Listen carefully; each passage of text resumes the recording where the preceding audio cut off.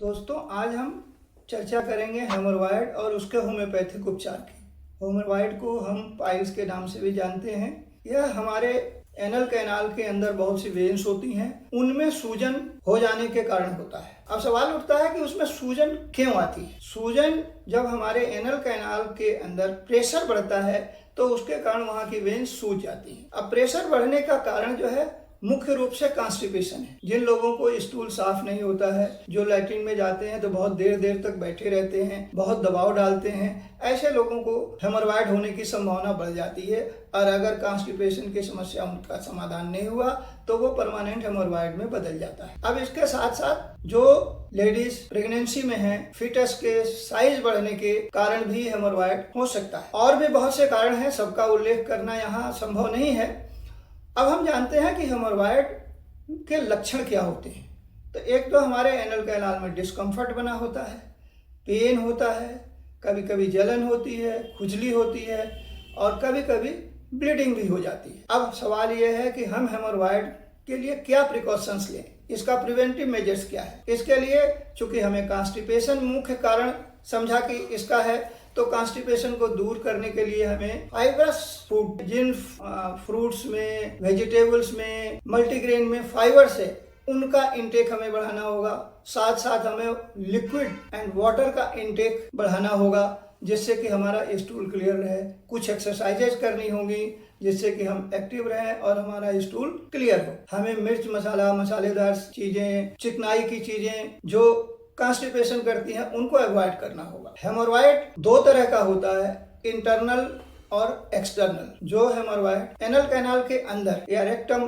के अंदर हो उसे हम कहते हैं इंटरनल हेमरॉयड। जो हेमरॉयड हमारे एनल कैनाल के बाहर यानी हमारे एनएस के आसपास स्किन के अंदर हो उसे हम कहते हैं एक्सटर्नल हेमरॉयड। इंटरनल हेमरॉयड कभी कभी बाहर निकल जाता है, तो उसके बाहर निकलने के आधार पर उसको 4 ग्रेड में बांटा गया है। जब हेमरॉयड अपने स्थान पर ही रहता है और बाहर नहीं निकलता है तो उसे हम कहते हैं ग्रेड 1। जब वो हमारे स्टूल पास करते वक्त एनएस से बाहर आ जाता है लेकिन स्टूल पास करने के बाद अपने आप अंदर चला जाता है, तब हम उसे कहते हैं ग्रेड 2। और ग्रेड 3 में स्टूल के साथ तो वो बाहर आ जाता है लेकिन अपने आप अंदर नहीं जाता है, उसे हमें अपने हाथ से मैनुअली दबाना पड़ता है जिससे कि वो अंदर जाए। और ग्रेड 4 के अंदर वो स्टूल के साथ बाहर तो आता है लेकिन हमारे दबाने के बाद भी अंदर नहीं जाता है। और ऐसी स्थिति में कई बार उसकी वेन्स जो है स्ट्रैंगुलेशन हो जाता है और वहां ब्लड सप्लाई कट जाती है और इमरजेंसी सिचुएशन हो जाती है। इसलिए हमें इसको पहले से ही प्रिकॉशंस लेना चाहिए जिससे कि हमारा हेमरॉयड जिस ग्रेड में है उसी ग्रेड में रहे या उससे कम ग्रेड में आ जाए, बढ़े नहीं। अब हम जानते हैं कि इसकी होम्योपैथी में क्या क्या दवाएं हैं। तो होम्योपैथी में अगर हम कैंट्रीपार्टी को देखें तो उसमें 150 से ज़्यादा दवाएं दी गई हैं। उन सभी दवाओं का उल्लेख करना तो यहाँ संभव नहीं है, लेकिन कुछ मुख्य दवाओं का विवरण मैं यहाँ दूंगा और वो विवरण भी दवाओं के मुख्य लक्षण होंगे, उनके और भी बहुत से लक्षण हैं। तो सर्वप्रथम दवा एस्कुलस हिप है, जिसके अंदर हेमरॉयड ब्लाइंड भी होता है और ब्लीडिंग भी होता है। ब्लाइंड मतलब जिसमें ब्लीडिंग नहीं हो रही, और इसके साथ साथ इसके अंदर दर्द होता है, सोरनेस हो सकती है और कभी कभी बहुत सीवियर पेन होता है। इसमें ऐसा लगता है कि इसके अंदर लकड़ी के टुकड़े भरे हुए हैं। इसके अंदर ड्राइनेस होती है, ड्राई हार्ट स्टूल होता है, ब्लीडिंग भी हो जाती है और ऐसा लगता है कि स्टूल क्लियर नहीं हो पा रहा है। एस्कुलस का पेशेंट अगर उसको सोर थ्रोट हो, हेमरॉयड हो और साथ साथ उसके बाद बैक में पेन हो तो ऐसे केसेज में बहुत अच्छा काम करती है। अब मैं दूसरी दवा की चर्चा करूंगा, नक्स वोमिका, जो कि हेमरॉयड की बहुत अच्छी दवा है। इसके अंदर पेशेंट का स्टूल हार्ड भी हो सकता है, सॉफ्ट भी हो सकता है, लेकिन बार बार स्टूल जाता है और एक समय में बहुत ही थोड़ा सा स्टूल पास करता है। नक्स वोमिका का पेशेंट बहुत ही इंटेलिजेंट होता है, नर्वस होता है, लीन थिन होता है, लेकिन आज की जो लाइफ स्टाइल है, ऐसे लोगों में यह ज्यादा काम करता है। जैसे कि जो लोग सॉफ्टवेयर में काम कर रहे हैं या पूरी रात जो जग जग के काम कर रहे हैं, अपने को नींद को से न आए इसके लिए स्टिमुलेंट्स लेते हैं, ऐसे लोगों में नक्श भूमिका ज्यादा काम करती है। नक्श भूमिका का पेशेंट इरिटेबल भी बहुत होता है, बहुत जल्दी गुस्सा में आ जाता है और उसे ठंड भी ज्यादा लगती है। इसके बाद नेक्स्ट दवा आती है सल्फर। सल्फर के अंदर ईचिंग बहुत होती है, एनस और उसके आसपास ब्लीडिंग भी हो सकती है, पेन भी बहुत होता है, ड्राई हार्ड स्टूल होता है। सल्फर का पेशेंट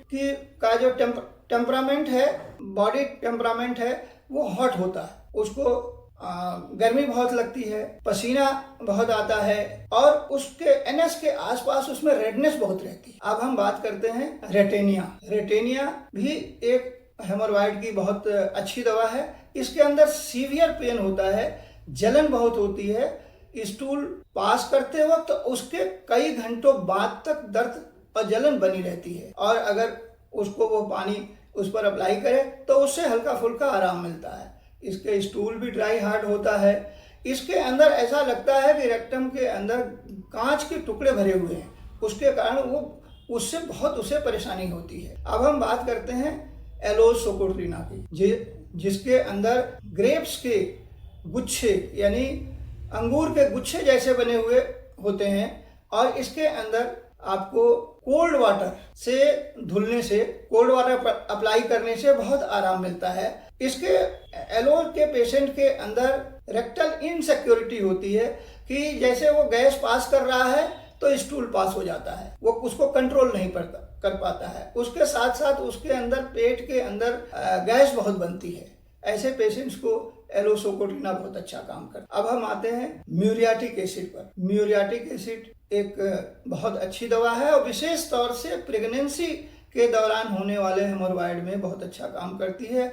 इसके अंदर बहुत ज़्यादा सेंसिटिविटी होती है, इवन हल्का सा कपड़ा टच कर जाना भी जानलेवा साबित हो जाता है और इसमें भी दर्द बहुत समय तक बना रहता है, ब्लीडिंग भी होती है। एसिड नाइट्रिक एक बहुत ही अच्छी दवा है जिसके अंदर रेटेनिया की तरह से ही बहुत ज़्यादा दर्द और जलन होती है और वो कई घंटों तक, कई बार तो पूरे दिन बना रहता है और पेशेंट को बैठना मुश्किल हो जाता है। इसके साथ साथ इसके अंदर ब्लीडिंग भी बहुत होती है। हेमामिलिस एक बहुत अच्छी दवा है जिसके अंदर सोरनेस और दर्द तो होता ही है, साथ साथ ब्राइट रेड या ब्लैक ब्लड भी इसमें आता है और उस ब्लीडिंग के कारण अगर बहुत ज्यादा कमजोरी हो जाए तो ऐसी स्थिति में हेमामिलिस बहुत अच्छा काम करती है। इसके साथ साथ लैकेसिस भी एक बहुत अच्छी दवा है जो लेडीज में विशेष तौर से जब उनके मेनोपॉजल सिम्टम्स शुरू होते हैं तो उस समय अगर हेमोरॉइड हो रहा है, उनके जो पीरियड बंद हो रहे हैं उस समय हेमोरॉइड हो रहा है